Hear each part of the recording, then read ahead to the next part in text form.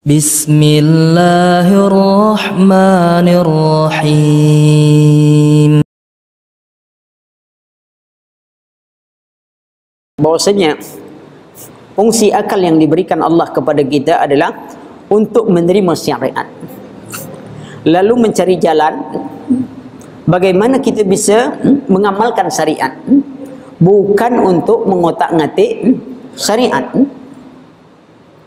Lalu kita katakan tadi bahwasanya yang pertama sekali yang membantah syariat dengan akalnya itu ada iblis. Maka kita tengok saja banyak muridnya sekarang, ya, sedikit dalil akal, sedikit dalil akal, ya. Suatu ketika, ya, apalagi orang akal ini biasanya sangat bangga dengan filsafatnya. Sehingga kita punya teori juga, teori filsafat yang kita sebut dengan filsafat kentut. Ya. Karena biasanya orang-orang filsafat sangat bangga dengan akalnya. Suatu ketika mereka mengatakan bahwa akal mereka lebih tinggi dibandingkan orang-orang rasionalisme, dibanding orang-orang yang pakai hadis. Ketika kita mengatakan qala Allah, qala Rasulullah, qala Allah, qala Rasulullah, lalu mereka katakan kalau gitu kita tidak ada titik temu. Kenapa? Anda orang hadis, sementara saya orang rasionalis. Saya katakan, apa menurut Anda orang yang pakai hadis tak pakai otak? Justru dia pakai hadis karena dia punya otak. Ya, dia punya akal. Karena akalnya sehat, maka dia mendahulukan qala Allah dan qala Rasulullah sallallahu alaihi wasallam. Itu akalnya sehat. Logikanya bagaimana? Karena akal manusia itu sangat kecil. Kalau diukur akal kita itu, kekuatannya dibanding dengan syariat, akal itu tidak akan bisa menjangkau batas buang angin. Antum sudah beruduk, tiba-tiba buang angin. Antum mau sholat, apa yang dicuci? Apa yang dicuci? Anggota wudhu atau tempat buang angin? Menurut akal, apa hubungan muka antum dengan buang angin itu? Tak ada hubungan yaki. Kenapa antum tak cebok saja begitu langsung antum sholat? Lihat. Lalu kita katakan kepada mereka, kalau masalah buang angin saja, akalmu harus tunduk pada syariat. Lalu bagaimana dengan masalah dunia yang demikian besar, antum mengandalkan akal? Bukankah Allah sudah sebutkan, wa in tanazatum fi syai'in farudduhu ila Allah. Kalau kalian berbeda pendapat tentang sesuatu, kembali kepada Allah dan Rasulnya. Lalu engkau katakan kembali pada akal. Lihat, akal tak bisa melampaui masalah buang angin. Sebab kalau antum dalam masalah buang angin itu antum dahulukan akal, orang bilang apa? Gila. Mana yang lebih gila? Lihat, kalau ada sebuah masalah, ada pohon besar, ikhwan, pohon besar. Pohon besar itu disuruh seorang menebang pohon yang sangat besar. Di situ ada kapak, ya, di situ ada senso. Lalu kata si A, kita pakai senso biar cepat urusan. Tapi kata si B, apa guna tenaga yang dibagikan Allah? Kita pakai saja kapak. Kira-kira mana yang gila antara dua ni? Si A atau si B? Yang mau motong pohon besar dengan kapak atau pakai senso? Pakai kapak. Sekarang masalah dunia yang demikian besar, Allah katakan kembali kepada Allah dan Rasulnya.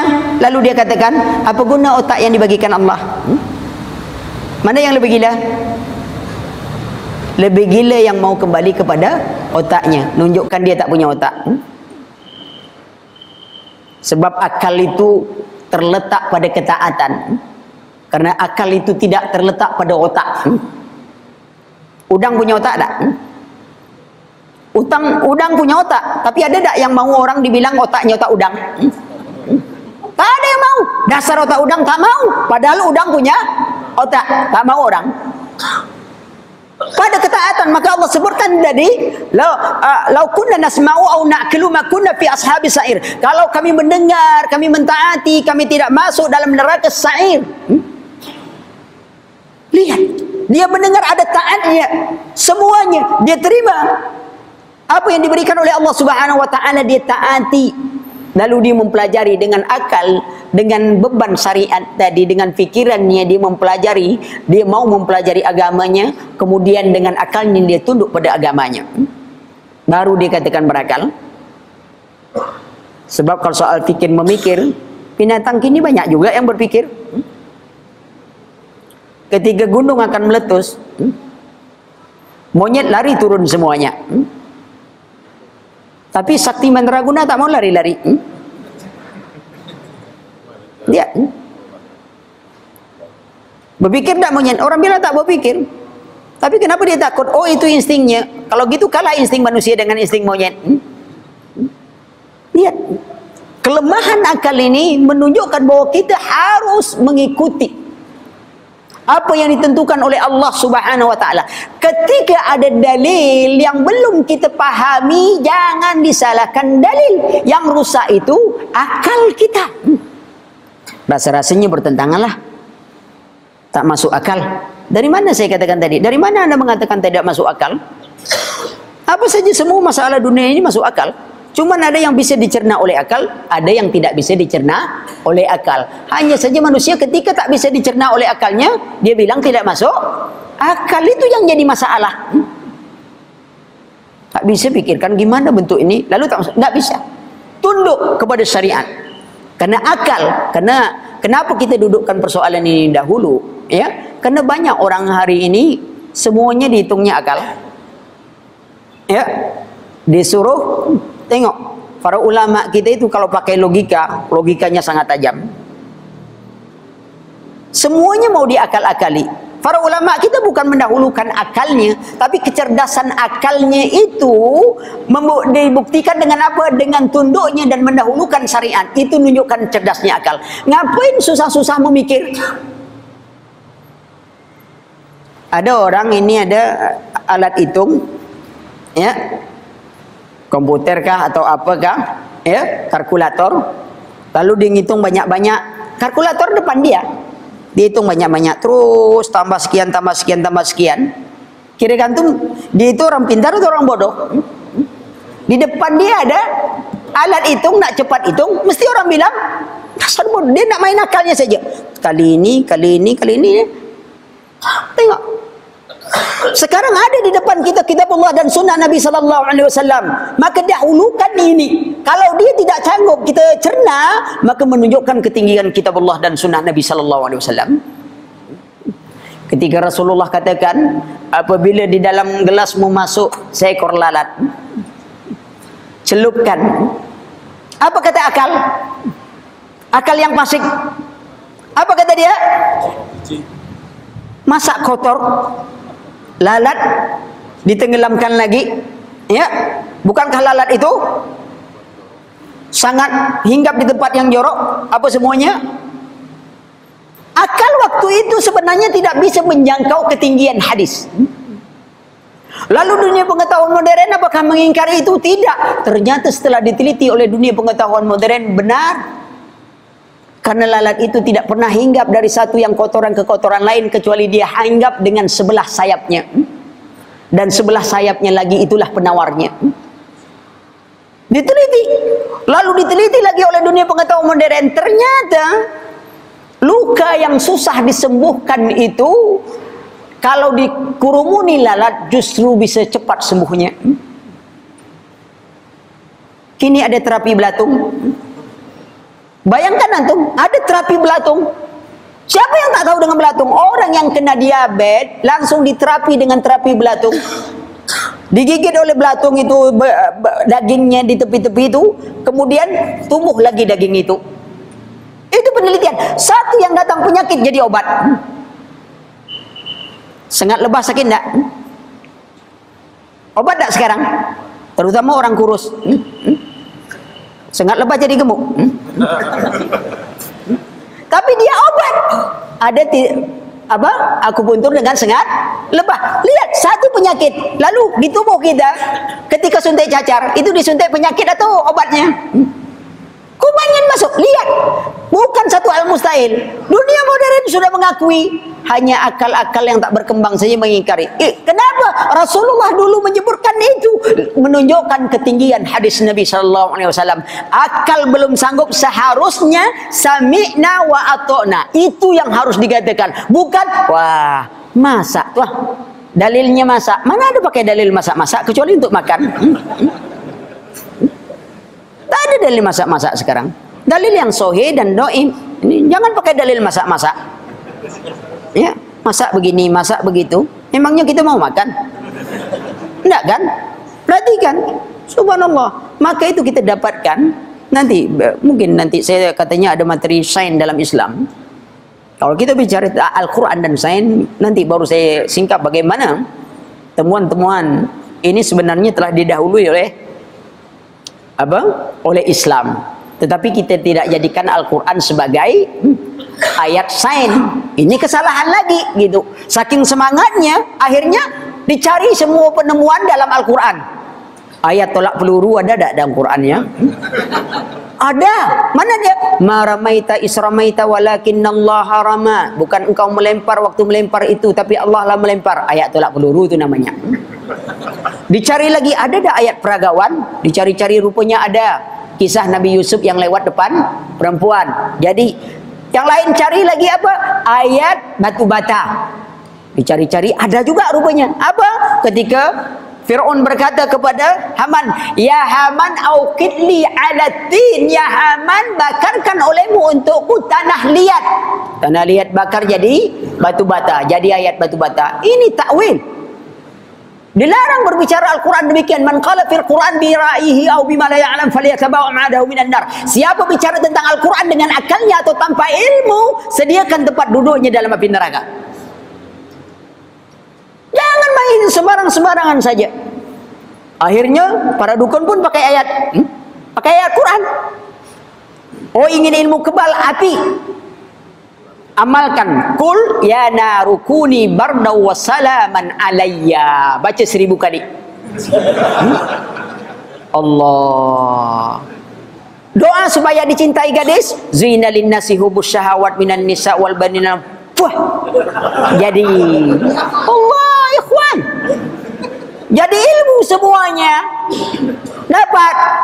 Ya, ingin ilmu hilang, baca surah Yasin. Allah, lihat. Akhirnya orang gunakan Al-Quran. Ada ilmu sihir hitam, ada ilmu sihir putih. Mana lebih kuat hitam dengan putih?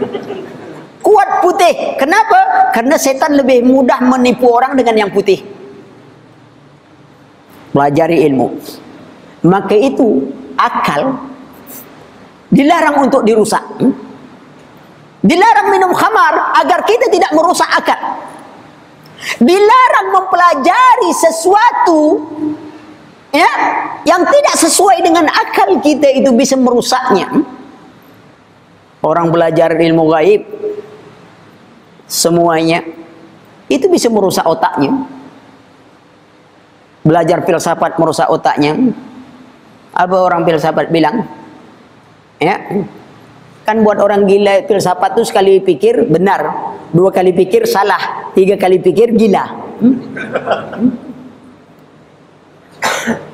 Tanya kuping pada orang filsafat, di mana telinga? Bukan di sini, sini ya. Apa kata Aristoteles? Kalau kalian ingin menerima kebenaran yang paling benar, buanglah kebenaran yang ada, masuklah dengan keraguan, mulailah mencari. Anda akan mendapatkan keyakinan. Siapa mahasiswa pernah kuliah filsafat? Gitu dah Aristoteles bilang. Kalau belum, belajar lagi filsafatnya. Tapi ilmu itu tak bisa antum amalkan, ikhwan. Coba antum pulang ke rumah, bilang sama bapak antum, Pak, semenjak saya dapat ilmu filsafat, kata Aristoteles, buang keyakinan yang ada, masukkan keraguan, mulai mencari. Saya jadi ragu bapak-bapak saya atau tidak. Bisa tak diamalkan? Tak bisa diamalkan. Mungkin bapak kita bilang, saya juga nak sebelum engkau belajar filsafat, saya yakin anak saya. Tapi nengok kayak ini, anak siapa kau sudah? Islam tidak membutuhkan itu, ya kawan. Tidak membutuhkan itu. Ya, memang akal kita tidak boleh antum pakai akal, sebab kadang-kadang kalau tak pakai akal gimana kita? Tetapi ingat, ketika akal itu ditemukan dengan syariat, dia harus tunduk pada syariat. Tak perlu antum lagi kalau ketika sudah temu dengan syariat, antum mengakal-ngakali syariat. Dah, tunduk pada syariat. Karena ketinggian syariat itu dalam hal dunia ini bisa saja antum akal-akali. Ke dalam syariat Allah itu, dalam perkara yang gaib, tak masuk akal kita. Tak masuk. Ikhwan, tidak semua di alam ini harus kita selesaikan dengan akal. Kadangkala urusan dunia saja kita tidak main akal lagi. Saya contohkan. Kita baru beli mobil, baru sebulan bawa mobil. Tiba-tiba tak bisa lagi starter. Lalu kita bawa ke bengkel, mau servis. Apa kata bengkel servis? Pak, pompa bensinnya masalah. Kita dengan sombong dan bangga pada kebodohan kita katakan, oh, saya tak pernah main pompa, saya cuma main starter aja gini, tak pernah saya mainkan pompa bensinnya, kata dia. Di mana pompanya? Tak ada. Apa pula hubungannya gini? Apa kata tukang servis? Bapak kalau pintar, baikkan aja sendiri, ngapa bawa sini? Akhirnya kita menyerah. Sudahlah, saya menyerah. Pokoknya apa saja yang kau bilang rusak, rusaklah di situ. Penting perbaiki. Akhirnya kena tipu kita. Apa yang kita dahulukan? Apa yang kita dahulukan itu? Keyakinankah? Kepercayaankah atau akal? Kepercayaan. Kenapa kita yakin serahkan kepercayaan? Karena akal kita sudah tak bisa mencerna. Apa hubungannya? Tapi dia tahu. Lihat. Dalam urusan dunia seperti itu kita. Lalu bagaimana dalam urusan agama ini kita nak mainkan akal kita, ikhwan? Seharusnya kita lebih menyerah. Ketika Allah katakan tentang hari berbangkit, tentang hari kiamat, tentang surga, tentang neraka, semuanya diberitakan itu berita gaib. Seharusnya tak ada lagi pikiran kita. Kenapa? Allah yang memberitahukan kepada kita. Sebagaimana tukang bengkel tadi, kita serahkan pada dia. Namun ketika Allah mengatakan, kita tak yakin. Orang kalau Allah dan Rasul katakan hari kiamat itu banyak tandanya. Wanita berpakaian tapi telanjang, tak yakin juga orang. Ya. Tapi kalau ada profesor mengatakan kiamat akan terjadi. Kenapa? Profesor A mengatakan bahwasanya daya tarik matahari itu semakin hari semakin kuat. Sehingga semua benda yang mengelilingi matahari itu disedot oleh matahari, terjadilah hari kiamat. Terjadi benturan. Orang katakan mantap ini profesor. Profesor B mengatakan daya tarik matahari semakin hari semakin kurang. Akhirnya semua orbit planet yang biasanya ditarik matahari lepas, terjadi tabrakan. Ini mantap lagi. Dua profesor yang berbeda pandangan, semuanya mantap. Bayangkan antum, Allah yang mengatakan, ditambah dukun pula. Bilang tanggal 9 bulan 9 tahun 1999 jam 9 lewat 9 kiamat terjadi. Percaya semua tuh. Kemarin tahun 2013 akan kiamat katanya. Ternyata tukang ramal kiamat duluan. Lihat. Maka dudukkan dulu. Jadi ketika kita bicara dalil dengan akal, maka tunduklah akal itu dengan dalil dengan berbagai alasan.